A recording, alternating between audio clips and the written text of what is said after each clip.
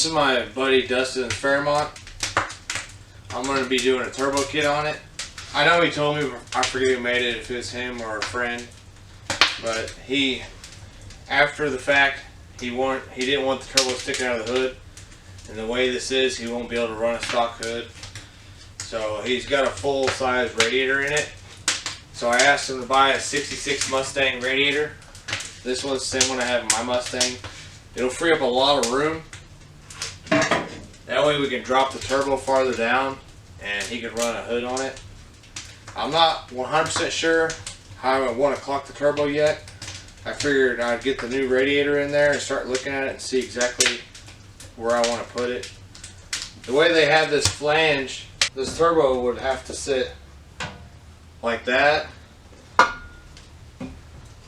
or like that. Like I said, I'm not 100% sure how I want to route it yet until I start digging into it and find where I got the most space. I'd kind of like to put it forward down in there, but we'll see. I might stick it in there like that farther down so he can just run the exhaust back this way and go underneath the fender. He's wanting to run a bullhorn underneath the fender. That would make it really easy for him. So what I think I'm going to do is I'm going to cut this right here after the bend and make the rest of this. He bought a kit with a bunch of piping I could use, and I'm debating on doing the same thing on this side, cutting it right after the bend and then making the rest. I went ahead and chopped these off right after the bend when it starts to straighten up on both of these.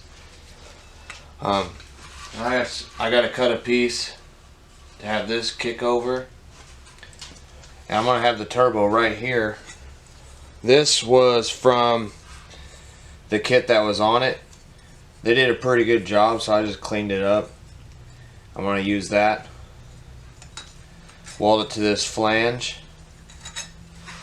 and that will be right on top of that pipe, welded to that. So I'll just have a piece kicks over here, kicks up, and I'll have to notch it to where it'll fit that tube nice, and they'll both come together right on the flange. It'd be kind of tricky. I've never done a 2-in-1 Y from scratch. Yeah, I didn't record a lot of this because it was a lot of trial and error, and it took me probably an hour of marking and trimming and cleaning up and fitting and hammering. These are definitely a pain in the butt. My recommendation is to buy a flange that already has 2 inlets. They sell flanges on eBay, Amazon, wherever. Monkey Fab is a really good place that sells them, and it makes it really easy when they have 2 inlets already on the flange. Saves you a ton of time. They might be a little bit more money, but I mean, what is your time worth? So I got this tacked up and it fits fairly nice. Once I get it tacked on the flange, I'm still going to have to beat these corners out with a hammer to make it fit in there nice. But that's just part of it. I mean, you got to make a circle fit a rectangle. So.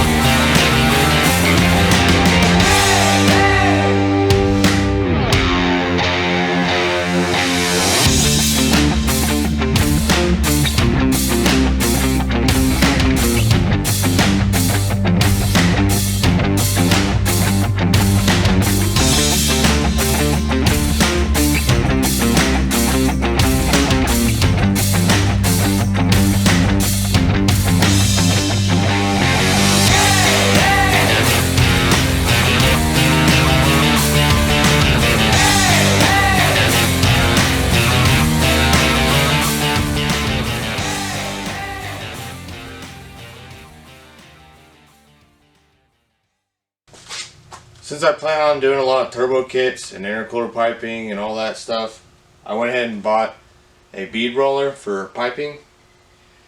I used to use, on my own personal stuff, I used to use that like crimper tool. You shove it in there and just work your way around. I mean, it works, but it's super ugly, and I'm not going to do that on customer cars. I want to do a nice job. So I got this piece from Eastwood. I think it's a little over $100. So far, it works pretty good.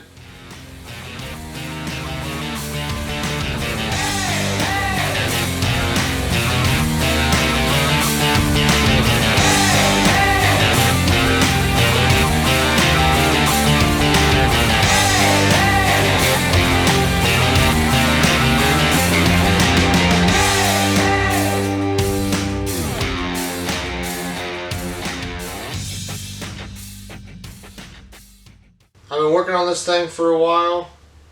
I'm not gonna lie, it takes a lot of time piecing everything up, because I really try to get rid of all of the couplers that I can. I try to run just one on each side, and even on the throttle body I try to have a V-band clamp, as you've seen on my car, but this will work just fine. But I don't like to have 10 or 15 freaking couplers on an intercooler pipe. I went ahead and took the intercooler off and all the intercooler piping, and I'm getting ready to install the radiator. It's a 66 Mustang radiator, a really popular radiator for swaps and stuff, especially with turbo kits. You have a lot of room for a turbo. They're a lot more narrow than your standard radiator, but the thing is, it's taller than a standard radiator, so you have to figure out some type of mounting situation down here. He's already cut his lower radiator support, but I'm going to go ahead and cut it flush, plate them, and put a tube underneath there. And I'm going to make a mounting system for the radiator, and I'm going to get started on that now.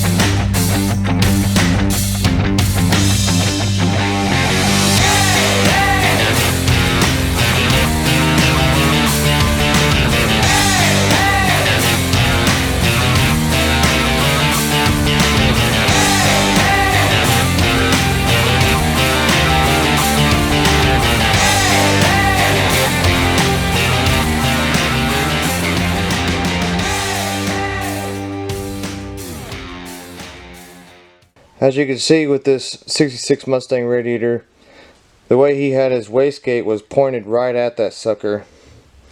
His old radiator was shorter but wider. This one's a little bit taller but narrower. And the outlet is pointed right at the wastegate. I already put a 90 on the gate to point it away from the radiator, but that, as you've seen, the outlet's still pointed right at it. It's not really that big of a deal because this outlet is different than this anyways. This is 1.5 inches. That's 1 3/4 inches. And as most of you guys know, sometimes it's really hard finding a freaking hose with 2 different sizes on it. That's the right shape you need. So I had this piece laying around.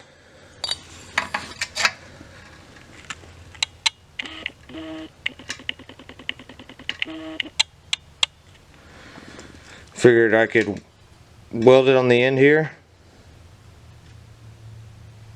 and it'd be pointed up perfectly so we didn't have to get a weird hose. Literally a 91.5 would be perfect. It would just go straight down and down, and this we pointed right up. Luckily this radiator is brand new, so hopefully it'll weld pretty easy. If you got an old radiator like mine I had to weld on, it's a little bit more pain in the butt. But what I'm going to have to do is I'm just going to cut this old outlet off, and I got some plate aluminum, weld the plate over that hole, drill a new hole, put this there, be a perfect 90 shot straight over to his thermostat housing, and it'll be easy on him, and it'll be far enough over to where it won't hit the wastegate now, or it won't be pointed at the wastegate. Now obviously if I would have built this whole kit from scratch, that would have never even been an issue, but I was trying to save the owner of this car some money and using as much as I could of what he had. So from here up is all what he had, and I just did the rest. I'm not gonna lie to you guys, this was pretty tough for me. This is the first time I ever actually had to weld on a radiator before. I just had to fix some pinholes on my last radiator, and that was a lot easier to have to weld from scratch. This radiator, they have some type of like wax coating or paint, or it's something, it's really weird. But it took a lot to clean it off, and it was just fighting me the whole way. But I got it welded up. Doesn't look that nice, but I'm gonna fill it up with water and test it, make sure it doesn't leak. So I filled this thing up with water, and I let it sit there for a while, and it didn't leak at all. Obviously I don't really have a way to pressure test it, but you know, if we put it on the car and it happens to have a pinhole somewhere, we'll mark it and I'll fix it for free. You know, it's just part of it. But I think it should be good. I got plenty of weld on there. I might have put more on there than I really needed, but I just want to make sure it didn't leak. It's not very pretty, but you know, I'm still learning with aluminum, but every time I fire up my welder, I just try to improve.